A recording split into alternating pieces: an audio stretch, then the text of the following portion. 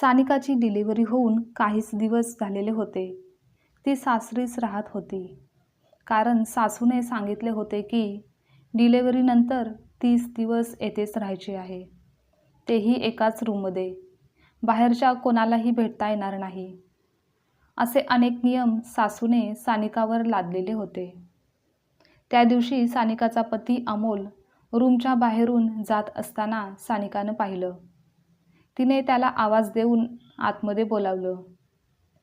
सानिका खूपच अस्वस्थ दिसत होती. ती बोलू लागली की, तुला काय वाटतं अमोल? बाळ झालं आहे म्हणजे सर्व काही झालं आहे का? हे बाळ फक्त काय माझंच आहे का? तुमच्या कोणाचीच काहीच जबाबदारी नाही का? मी एकटीनेच बाळाला सांभाळायचं आहे का? डिलिव्हरी झाल्यानंतर एक स्त्री एवढ्या लवकर कव्हर होते का? किती त्रास यातना सहन कराव्या लागतात. तेव्हा कुठं आई पण अनुभवता येतं. त्यावर अमोल बोलतो, अगं पण आईची तब्येत पण ठीक नसते. छोटी कॉलेजला जाते. मग कोण करणार? आणि जगात तूच काही आई झालेली नाहीस. प्रत्येक स्त्रीला ह्या सर्व त्रासातून जावंच लागतं. तू काही जगावेगळं केलेलं नाहीस. आणि थोडं सहन करायलाही शिकून घे.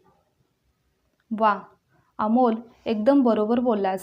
मी जगातील काही पहिली स्त्री नाही जिने बाळाला जन्म दिला आहे. पण जेव्हा लग्नानंतरच्या काही महिन्यातच मी आई होण्याची बातमी देत नव्हते, तेव्हा मला सर्वजण टोमणे मारून बोलत होते की मी अजूनही का आई होत नाही. सासूबाई तर मलाच दोष देत होत्या. आमचा वंश आता कसा वाढणार? माझ्या मुलाची फसवणूक झाली आहे. आता काय होणार? असे अनेक प्रश्न माझ्यावर रोखले जायचे. आणि आता मी आई झाली आहे तर मात्र कोणालाच काहीच वाटत नाही. नातू झाला आहे याचा आनंद काही वेळ साजरा केला आणि सर्वजण आपापल्या कामाला लागले. मला ह्या रूममध्ये राहण्यास सांगितलं आणि असा नियम बनवला की 30 दिवस सुतक आहे, ते पाळावं लागेल आणि त्याच्या नावाखाली मला कोणी भेटायला यायचं नाही. रूममध्ये आम्हाला भेटायला कोणीही येणार नाही. बरं, तेही मी मान्य केलं.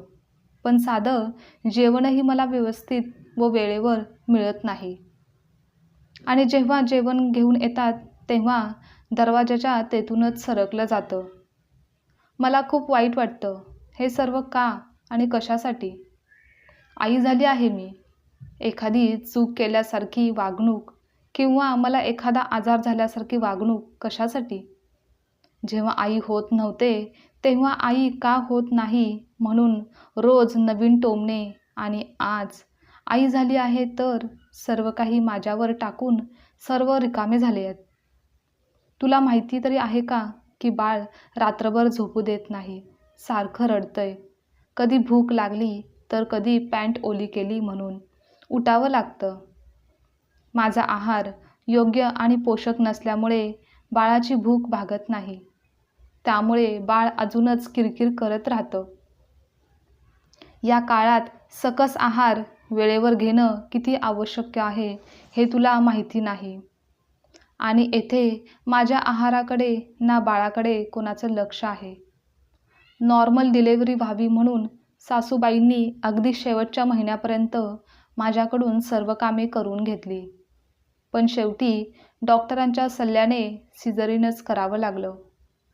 मुलगा झाला, पण त्या आईच्या, त्या बाळाची काळजी कोण घेणार? काय फक्त नियम, सुतक असं काहीही सांगून स्वतःच्या जबाबदाऱ्यापासून लांब जाण्याची कारणे शोधणार? असं आजपर्यंत तरी मी कोणतेही नियम ऐकलेले नाहीत, जे मला सहन करण्यास भाग पाडलं जातं. आणि त्यामध्ये तू सुद्धा सामील आहेस. याचे सर्वात जास्त वाईट वाटतं. आज मला तुझ्या सोबतीची, साथीची गरज आहे. पण तूच हात वर करून रिकामा झाला आहेस. आईचे बोलणे तुला योग्य वाटत आहे. आमच्या आरोग्यापेक्षाही तुला तुझ्या आईने सांगितलेले नियम, सुतक बरोबर वाटत आहेत. आणि ते असे नियम ज्याला खरंच काहीच अर्थ नाही. त्यामध्ये तूही अडकलेला आहेस. जेव्हा बाळाची काळजी घेण्याची, त्याला सांभाळण्याची वेळ आली आहे तर सर्वजण एकत्र मिळून त्याचे संगोपन केले पाहिजे. पण तुम्ही सर्व तर तुमच्या जबाबदाऱ्यापासून लांब जाण्याची कारणे शोधत आहात. आयुष्यभर साथ देईन असे बोलणाऱ्या नवऱ्याने किती सहजपणे सांगितलं की सहन कर. एवढंच सोपं वाटतं तर तुम्ही पण एकदा सहन करून बघा. त्रास यातना काय असतात ते अनुभवून बघा. म्हणजे मग कळेल सहन करणं काय असतं. आणि हो, एवढ्या सर्वातून जात असताना, सर्वाचा सामना करत असताना मात्र आम्ही काही आवाज काढायचा नाही, कोणालाही काही सांगायचं नाही. पण आता नाही, अजून मी काही सहन करूच शकत नाही. कारण हे असंच चालू राहिलं तर एक दिवस खूप वाईट काहीतरी घडेल. पण तू मात्र गप्पच राहा. आम्हाला काहीच मदत करू नकोस. माझी मदत केली, या परिस्थितीत मला समजून घेतलं तर काही बिघडणार आहे का? पण नाही. बायकोचे व बाळाचे काहीही झालं तरी चालेल, पण आईचा शब्द, नियम मात्र मोडायला नको. भलेही त्याची किंमत कितीही मोजावी लागली तरी चालेल. कारण तुझे तर सर्व काही सुरळीत चालू आहे. आई जेवण बनवून देते, तू ऑफिसला जाऊन घरी परत येतोस, मस्तपैकी TV मोबाईल बघायचं, संध्याकाळी जेवायचं आणि परत झोपी जायचं. पण बायको बाळ कसे आहेत याची चौकशीही करण्याची तसदी तू घेतली नाहीस. हे सर्व बोलून सानिकाच्या अश्रूंचा बांध फुटला. ती जोरजोरात रडू लागली. इतके दिवस मनात साठलेले आज तिच्या ओठावर आलेले होते. आणि अमोललाही याची जाणीव झाली होती की सानिका जे काही बोलत आहे ते अगदीच खरं आहे. ती जेव्हा आई होत नव्हती तेव्हा तिला किती मानसिक त्रास झाला. त्यानंतर प्रेग्नेंट असताना ही मानसिक शारीरिक त्रास सहन करावा लागला होता. आणि आता आजही या सर्व परिस्थितीमधून ती जात आहे. पण तेच जर घरातील सर्वांनी मिळून या काळात तिची साथ दिली असती, बाळाची देखभाल केली असती, तर तिच्यावर कोणताच ताण आला नसता. तिची तब्येतही चांगली राहिली असती. तिला मानसिक शारीरिक त्रास होणार नाही. जर ती इतका त्रास सहन करून आई झाली आहे, तर मी सुद्धा बाबा झालो आहे. आई बाबा ते सुद्धा आजी आजोबा झाले आहेत. छोटी आत्या झाली आहे. तर ही सर्वांची जबाबदारी आहे. आपण तिच्या एकटीवरच का लादायची? आणि सर्वच तिनेच सर्व काही करावं अशी अपेक्षा तरी का ठेवायची? ते काही नाही, आजपासून असं काहीही होणार नाही, असा विचार करतच तो बाळाला घेऊन स्वयंपाकघरात जातो आणि तेथे काम करणाऱ्या मावशींना सांगतो की सानिकासाठी चांगला नाश्ता तयार करा. तेव्हा त्या मावशी बोलतात की पण आता तर त्यांच्यासाठी नाश्ता बनवायचा नाही. आईने मला वहिनीसाठी काहीही बनवायला सांगितलेलं नाही. त्यावर अमोल बोलतो, मी तुम्हाला सांगत आहे ना, पहिल्यांदा आधी सानिकासाठी नाश्ता करा आणि नंतर मग बाकीचं काय ते बघा. तेवढ्यात आई येते.